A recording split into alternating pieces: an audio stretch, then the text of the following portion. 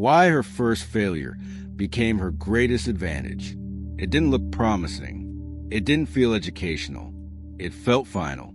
Failure is often treated as a warning sign, proof that someone wasn't ready, wasn't skilled, or wasn't meant to continue. In modern careers, early failure can feel especially dangerous, threatening confidence before it has time to stabilize. But sometimes, the first failure does something success never could. To understand why this failure mattered, we need to look at how carefully her path had been constructed. She prepared thoroughly, followed guidance, did what was expected. Her goals were reasonable. Her effort was real. There was no recklessness involved. And yet, the outcome was undeniable. The project didn't work. The results fell short. Feedback was polite but clear. The opportunity ended quietly, without drama or second chances.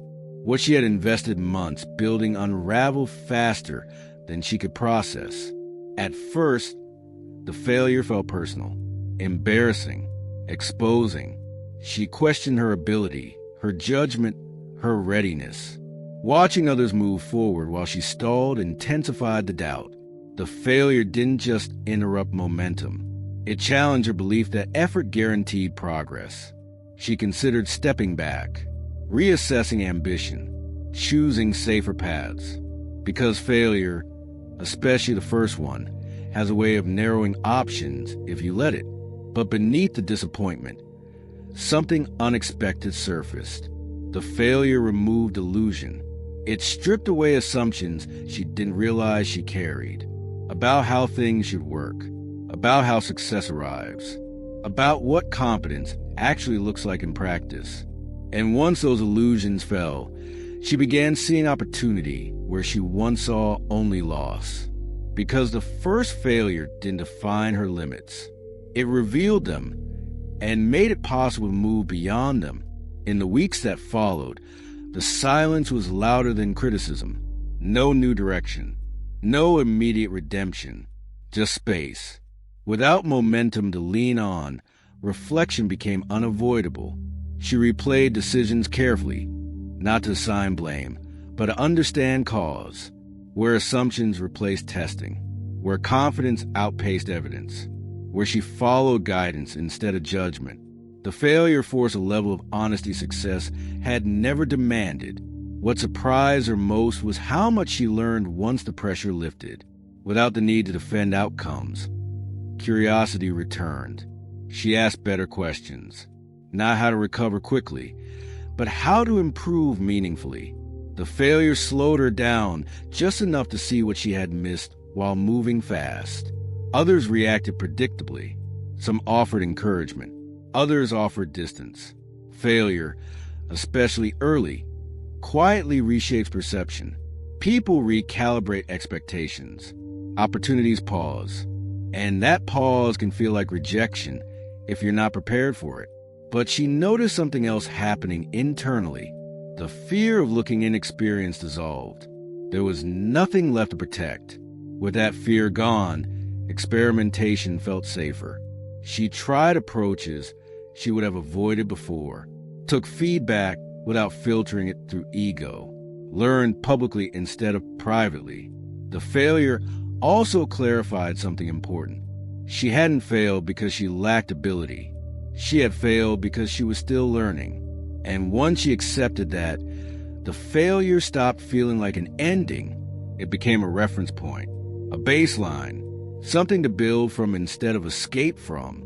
Progress resumed slowly, deliberately, with less attachment to outcome and more attention to process. The urgency to prove herself softened. In its place came patience and precision. The first failure didn't disappear. It stayed visible. But instead of limiting her confidence, it began shaping it. Because confidence built without failure is fragile. And she was beginning to build something far sturdier than she had before. The real shift came when she stopped trying to outgrow the failure and started using it. She noticed how differently she approached new work now. Planning became sharper. Assumptions were tested early.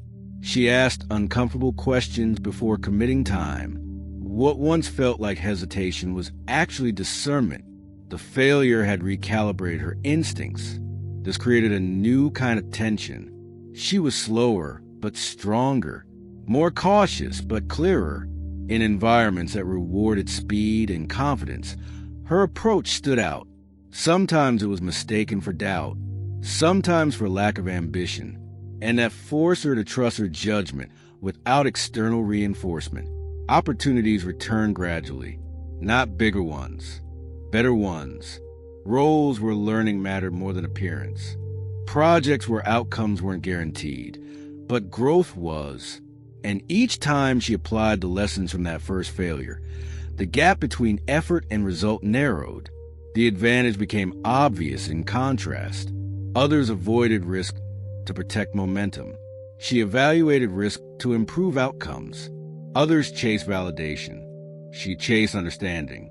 The failure had removed her fear of being wrong, and in doing so, had made her far more effective. But the most important change wasn't tactical. It was emotional. She no longer equated failure with identity. Outcomes informed her, but they didn't define her. That separation allowed resilience to form naturally, not as toughness, but as adaptability.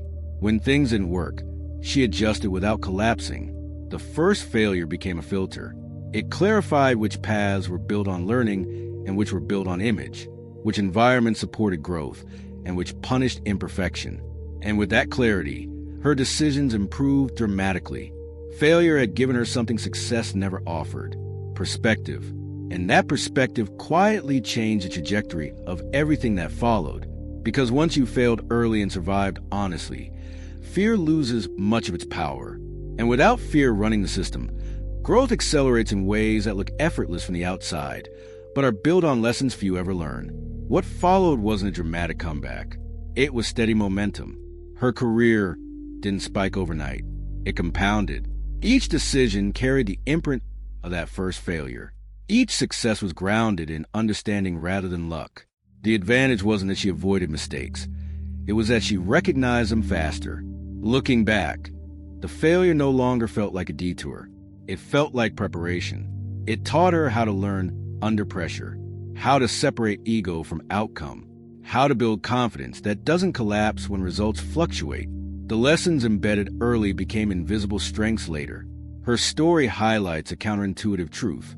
Early failure doesn't delay success. It often accelerates it if the lesson is integrated instead of avoided. Those who fail first and reflect deeply tend to move forward with fewer illusions and better judgment. In a world obsessed with early wins, failure is misunderstood. But those who experience it early often gain an edge others don't. Sometimes the smallest shift in perspective becomes the beginning of a new future. Why